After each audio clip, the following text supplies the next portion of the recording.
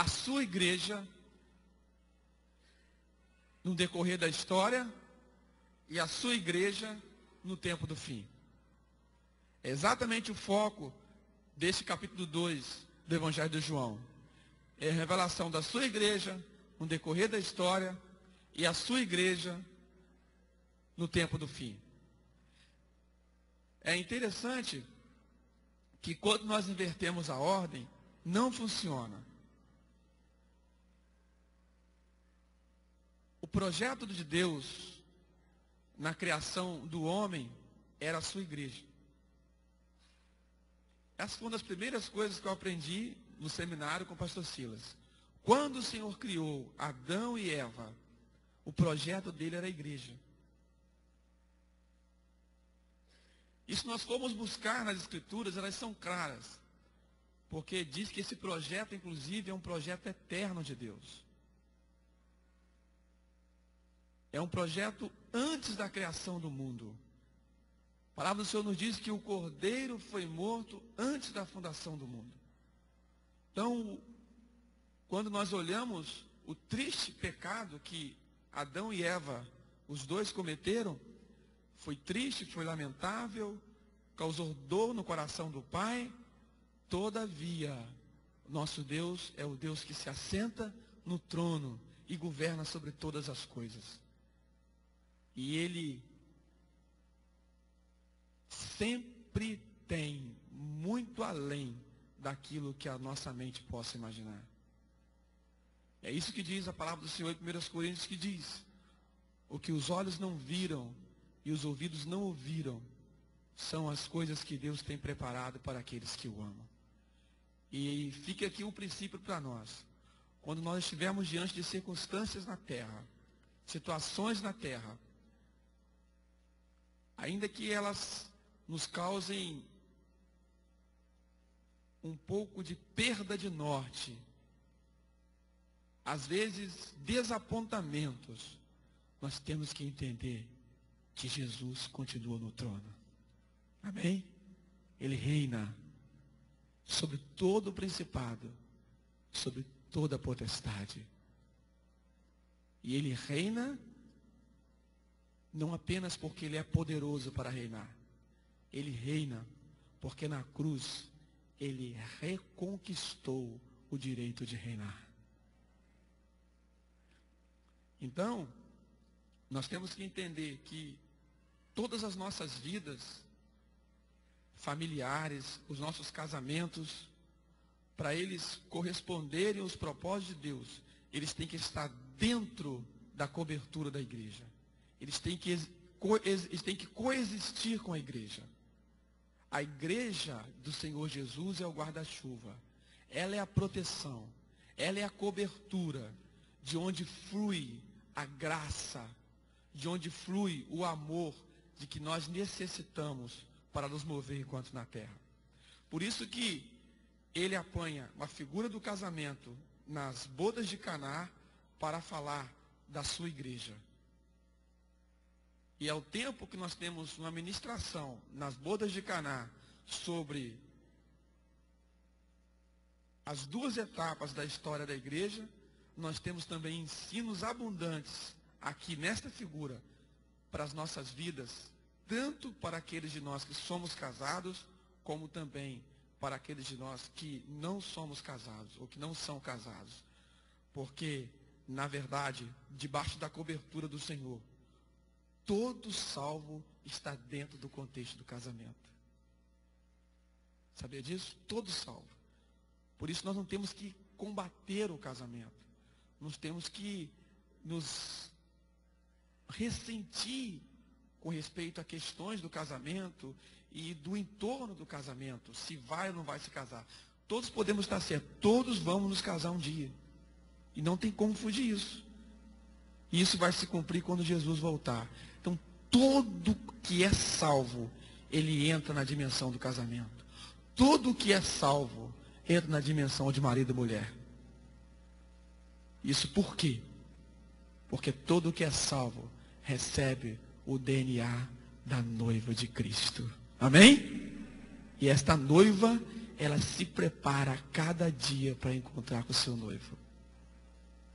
Então, por isso, essa figura das bodas de Caná, dentro do Evangelho de João, que fala do novo mandamento, que fala do amor. Então, vamos continuar e vamos trabalhar algumas, talvez, curiosidades. Por que Jesus escolheu Caná da Galileia? Nós sabemos que Jesus, ele obedeceu um programa do Pai.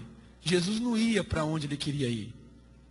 Jesus andava guiado pelo Espírito Santo. Jesus não tinha autonomia. Repita comigo. Jesus não tinha autonomia. Não tinha. Ele não tinha autonomia. Significa o indivíduo ser a sua própria lei, né? Auto, si mesmo, nomia, lei. Ou seja, ele não dizia para ele mesmo o que ele tinha que fazer. Em João 5 ele diz: o Filho do Homem só faz aquilo que vê o Pai fazer. Então Jesus não tinha autonomia. Então, na verdade, nenhum crente ele é autônomo. Nenhum filho de Deus é autônomo. Por amor, ele segue o programa de Deus. E quando nós seguimos os nossos programas, geralmente dá muito errado. Não é isso? E é interessante, essa semana, eu conversava com alguém, a quem Deus tem abençoado muito, mas muito, muito, surpreendentemente. Abençoado em todos os sentidos que os irmãos possam imaginar. Todos os sentidos. Na casa, no que faz, em tudo, em tudo, em tudo, em tudo. Uma pessoa que talvez em cada 100, um consiga chegar onde ela chegou. Ela falou o seguinte comigo: Cacau, eu estou buscando um propósito de Deus na minha vida. Eu estou disposto a fazer o que Deus quer. Conversando com ele sobre projetos, ele disse o seguinte: eu já disse para minha esposa, eu não quero estar na vontade permissiva de Deus. Eu quero estar na vontade de decreto. Sabe o que significa isso?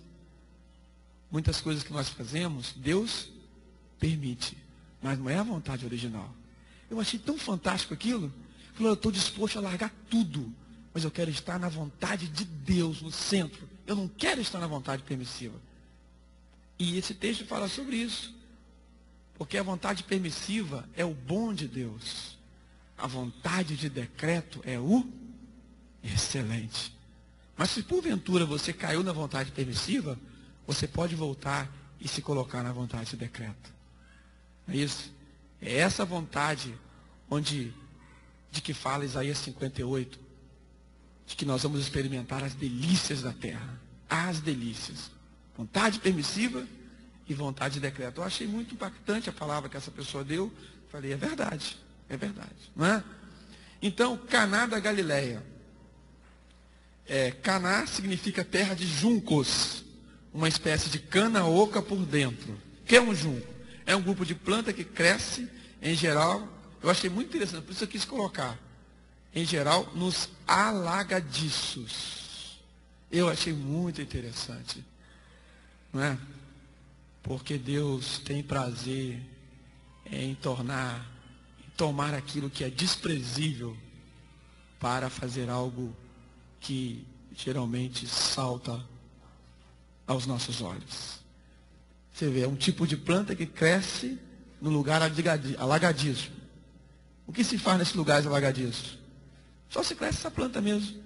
Quem mora no interior já viu, né? É um lugar que você não pode entrar direito, nada consegue se firmar naquele local. Não é um local bom para nada, a não ser para crescer esse tipo de planta, né? E Caná significa isso. E nós podemos dizer que o Senhor escolheu esse lugar, cujo nome significa isso, planta que nasce em regiões alagadiças, para realizar os seus milagres. Amém? Não importa onde eu e você possamos estar, nós queremos dizer o seguinte: quando Jesus chega, Ele transforma. Amém, amados? Quando Ele chega e a gente dá espaço, Ele transforma. Não importa o lugar. Se ele chega, tudo pode mudar. Acabou? Não, mas tem outro negócio interessante ali. Eu achei interessante isso. É o junco, é comum, uma planta verde, escura, flexível, né? Flexível. É interessante esse aspecto dessa planta de flexibilidade. A única coisa, amados, que nós temos que ser inflexíveis é com respeito ao pecado. Mas com respeito à vontade de Deus, nós temos que estar abertos para sermos pessoas flexíveis. Amém? Para nos movermos para onde sopra o vento do Senhor. Repita comigo. Jesus usa pessoas, servos, inflexíveis para com o pecado e flexíveis para com a sua vontade. Esse é o propósito do Senhor. Por isso, Caná da Galileia. Vamos lá? Aí eu coloquei, certamente Jesus escolhe as coisas fracas para confundir as fortes. Isso é verdade, irmãos. Fracas para confundir as fortes. Caná era um local desprezível, o próprio significado diz, tal, tudo bem. O próprio Jesus é o exemplo disso. Aí me veio à mente. Aí eu só quero dizer, sabe como surgiu essa palavra aqui, irmãos? É sempre bom contar a história. Geralmente, eu nunca me recordo de ter parado para preparar uma palavra para ministrar aqui. No sentido de buscar uma palavra. Nunca fiz. Geralmente é aquilo que Deus vai dando e Ele pega e dá e fala, é essa palavra.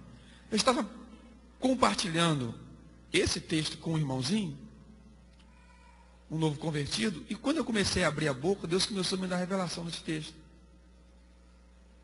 Aí eu fiquei apavorado com a palavra. Aí eu meditei, e essa vai ser a palavra que Deus está dando para compartilhar quando estivermos reunidos. Então foi assim que surgiu essa palavra.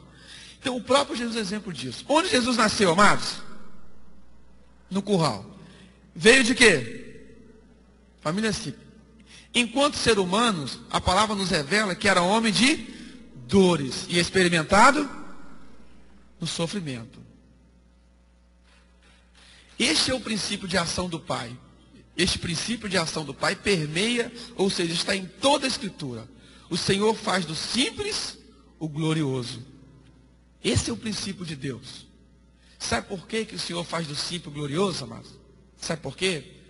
Para que quando o glorioso se tornar glorioso, a glória não seja do glorioso, mas seja da quem o fez glorioso. Amém? Por isso que o Senhor faz. Ele pega as coisas desprezíveis, aquelas coisas que você menos imagina, e daquilo ali faz algo que você nunca imaginou.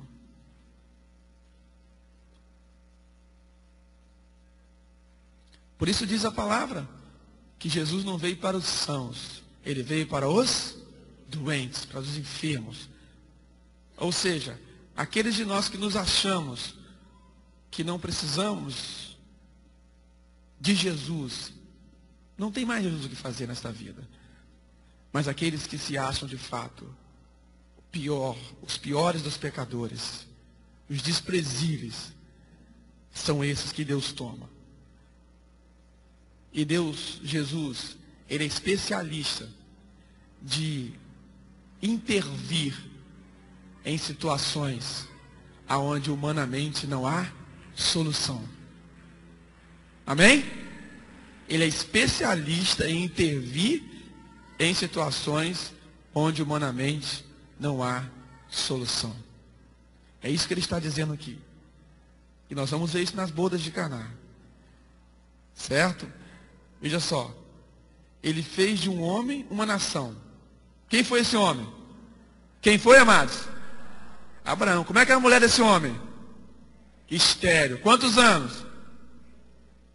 Não, ela começou, foi chamada quantos anos? 65. E Abraão com 75. Aí o Senhor, para tornar o negócio, o tempero mais gostoso, deixou passar quantos anos? 25. Bateu Abraão com 90. 25, 100, né? E Sara com 90, exatamente, 100 e 90. Veja só. E depois disso faz o quê? opera. Tem aquele caso onde ele pega 5 pães e 3 peixes e alimenta o quê? Uma multidão. O que Jesus está nos dizendo com isso?